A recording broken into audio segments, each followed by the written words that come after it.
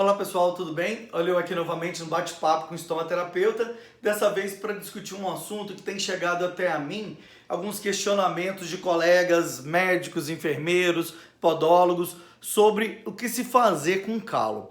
É importante que a gente entenda o que é esse calo, o que significa. Será que é uma área de risco? Vamos contextualizar. Imagina um paciente diabético com uma calosidade. Será que eu tenho algum problema adicional pela presença desse calo? Primeiramente, nós temos que saber que o calo é algo que não é natural, ele não deveria estar ali. Algo está acontecendo para que esse calo surja. E na verdade a gente sabe que é o quê? Uma pressão excessiva, uma descarga inadequada de pressão, e o organismo vai reagir através desse espessamento.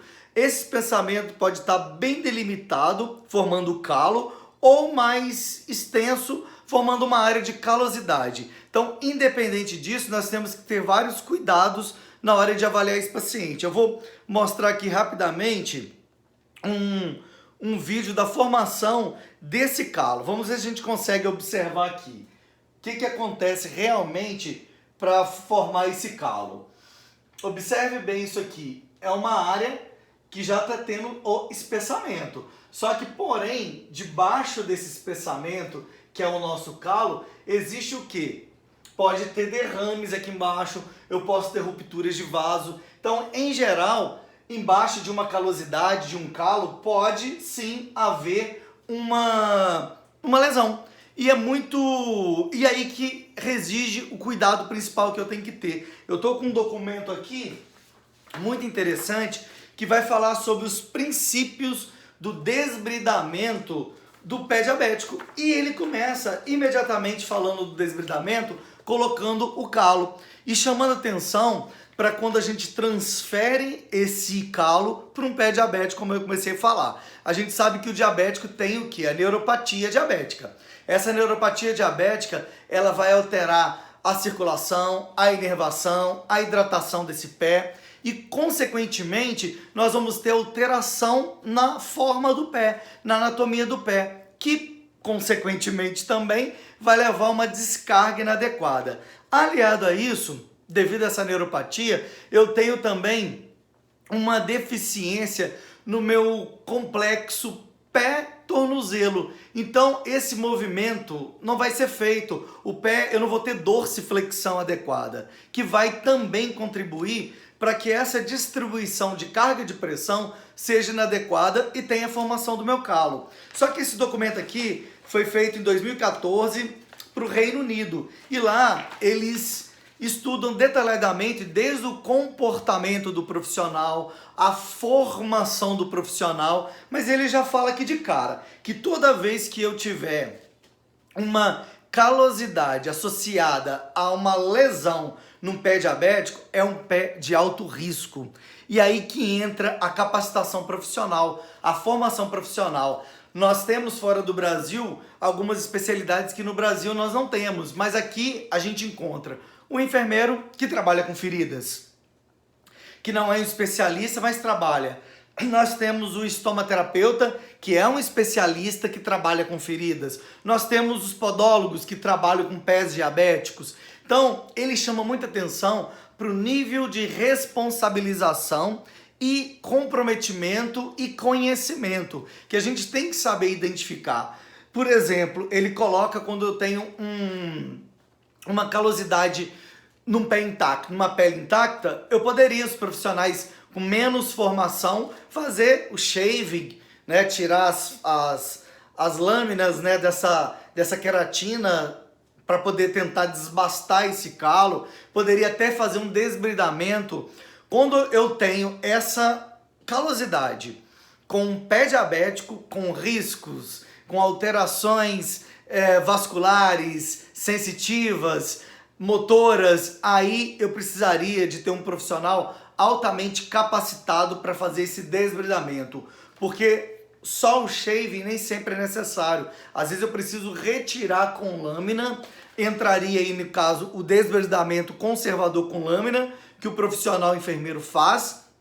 Eu teria que fazer toda a retirada dessa calosidade. E lembrando que para eu fazer isso, eu tenho que saber fazer uma avaliação vascular, uma avaliação sensitiva, uma avaliação motora para saber se esse pé tem desabamento, se esse dedo está em garra, quais são as principais áreas que estão tendo descarga inadequada. Então tudo isso deve ser considerado quando eu penso num calo, não simplesmente chegar lá e desbridar. Isso qualquer um faz, mas e as consequências disso? Será que se tiver uma lesão ali, ele tem aporte sanguíneo suficiente para cicatrizar? Será que eu, enquanto profissional, sei quais produtos, melhores tecnologias para tratar essa ferida? Eu disse, o calo é uma área reativa de defesa.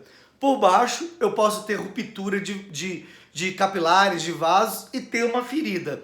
Então, quando eu vou tirar um calo, às vezes a ferida está ali. Então, algumas pessoas dizem assim, então, eu não posso tirar o calo, porque senão eu vou favorecer a abertura de ferida. Claro que não, você deve. Existem recomendações internacionais que a calosidade deve ser retirada, porém, por níveis de profissionais diferenciados. Por profissional que sabe realmente o que está fazendo, que precedeu a essa avaliação clínica, que é extremamente importante para ver quais as condições circulatórias que esse paciente tem para poder sofrer esse desbridamento.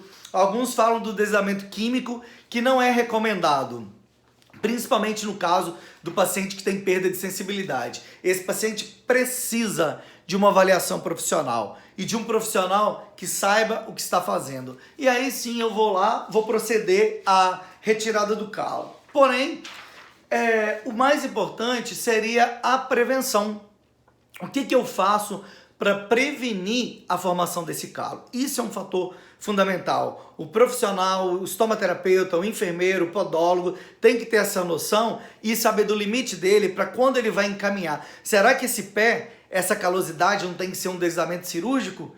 Eu não tenho que mandar para um cirurgião, para o colega médico, para que ele faça sob anestesia, é uma área mais ampla, tem comprometimento arterial, então eu tenho que ter essa capacidade e me responsabilizar por esse paciente. Mas antes desse calo chegar, eu deveria, que infelizmente no Brasil não tem essa cultura e que poucas pessoas buscam um profissional para um atendimento preventivo, geralmente, a grande maioria das vezes, pelo menos na minha realidade, esse paciente te procura porque ele já tem uma lesão, já está com um problema instalado, então isso não é legal, mas é o que acontece, porque nós temos que ser capazes de avaliar e indicar produtos adequados, Nós temos palmilhas, nós temos calçados adequados, que o mais interessante é que ele use um calçado realmente sob medida, feito para o pé dele, que vá trabalhar a descarga de pressão adequada que ele precisa.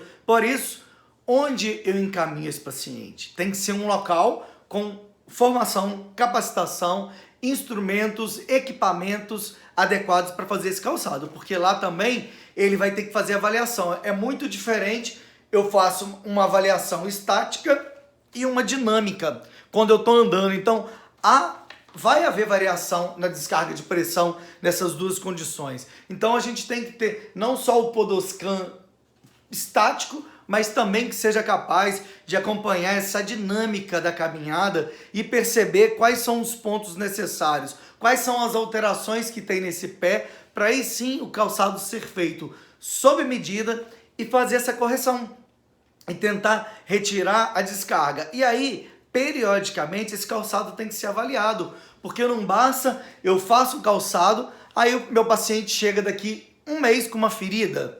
Então eu tenho que avaliar, é comportamento dele, é esse material que não foi adequado, que não fez uma descarga de pressão correta para poder ter resolutividade, ter eficácia. Então tudo isso tem que ser avaliado. Então sempre que você estiver diante de um calo, num pé diabético, alerta. Se não tiver uma ferida, você vai ficar um pouco mais tranquilo, mas eu recomendo essa avaliação vascular. Você tem que saber fazer o teste, você tem que saber usar o ITB para ver como é que está a parte arterial desse paciente. Você tem que saber fazer uma avaliação de testes dos pontos de sensibilidade para saber se ele tem, se ele perdeu a sensibilidade protetora, que é extremamente importante para esse paciente, e analisar também a anatomia desse pé. O arco longitudinal, os dedos, se estão em garra, se é um pé plano, se é um pé, né, chato, se é um pé cavo, né, com arco longitudinal mais acentuado, isso vai afetar nessa descarga de pressão. Enfim, é uma avaliação global. Nós estamos diante de uma pessoa que tem um contexto e tem um calo, ou uma calosidade, e não simplesmente um calo. Então, eu já recebi alguns pacientes com lesões devido a desbridamentos, a shavings inadequados. E aí esse paciente fica com essa lesão. Nós sabemos que o diabético, se ele tiver principalmente descompensado, a hemoglobina glicada ou glicemoglobina dele tem que estar quanto? Dependendo da idade, abaixo de 7, né? Quando a gente tem idosos, a gente tolera um pouquinho mais elevado, mas eu tenho que perceber, saber avaliar isso e discutir com o endocrinologista dele, nutricionista, como é que está sendo a alimentação, ele faz atividade física, ele usa insulina, como que ele está usando, ele faz rodízio de sítio de aplicação. Isso aí é um grande problema. Tem pacientes que fazem aplicação no único sítio, por exemplo, no braço, somente aqui que ele aplica. Então eu tenho que lipodistrofias que vai comprometer grandemente a absorção da insulina para esse indivíduo e vai comprometer esse controle que está através da hemoglobina glicada. Então, é uma complexidade. Busque formação, conhecimento, esses níveis que eles falam nesses documentos, que é fundamental. Ele tem uma pirâmide aqui, bem legal essa pirâmide, que ela vai colocar na base os desbramentos gerais, que podem ser feitos por profissionais. Eu sou profissional, eu fiz um curso, eu me formei, então eu posso. Mas a pele está íntegra, não tem nenhuma alteração. Então, esse calo pode ser trabalhado por mim. Depois ele sobe, que é o desbridamento também com lâmina geral, mas com lesões simples. Então, já exigiria uma especialização. O cara tem que ser, por exemplo, um estomaterapeuta, um especialista, um podólogo que tem uma especialização em pé diabético e assim sucessivamente. E ele ainda fala dos desbridamentos avançados em pacientes com lesões complexas, com comprometimentos complexos, com descontrole glicêmico. Então, esses teriam que ter uma prática avançada, feito por profissionais com capacitação avançada. Por exemplo, no Brasil nós não temos os podiatras, nós temos alguns enfermeiros que fizeram especialização, mas são poucos.